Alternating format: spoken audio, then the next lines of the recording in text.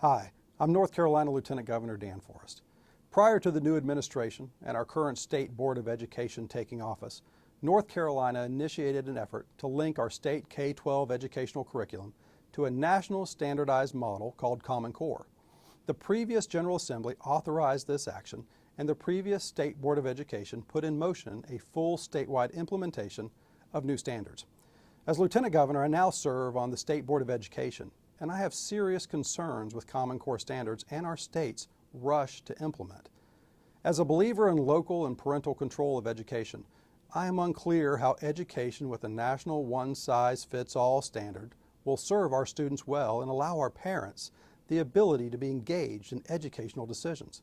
The very premise of Common Core, to somehow standardize learning and test-taking, runs counter to the world of mass customization we live in, where via technology, curriculum, and the learning experience can literally be customized to the needs of each individual student.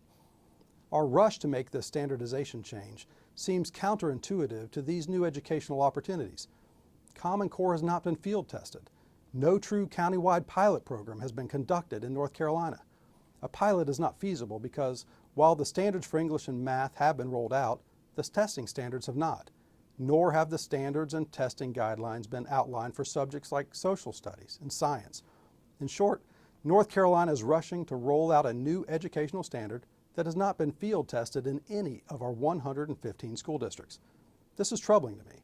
It's like the FDA rolling out a new drug with no testing and no idea of side effects, and then telling the public to trust us. Everything should be just fine. Do we really know what we will be getting with Common Core without first vetting and testing it? Common sense says no. The unknown costs of Common Core implementation are equally concerning to me. No one knows for sure the cost of implementing the standards across the state.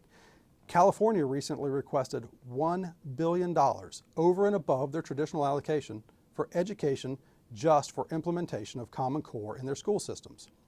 Education currently consumes 55% of our entire state budget.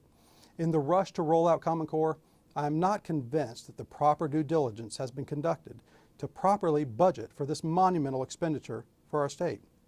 The cost of implementation, books, testing, grading, and teacher training is not known at this time. Yet we are on a course of no return in adopting the Common Core. My question is why? The other unknown with Common Core is the data collection that is apparently going to be allowed under the testing associated with the Common Core standards.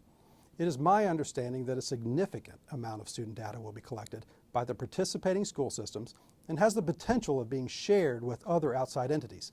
What data will be collected? By whom? Shared with whom? The answers to these questions should have been answered prior to North Carolina agreeing to the implementation of Common Core.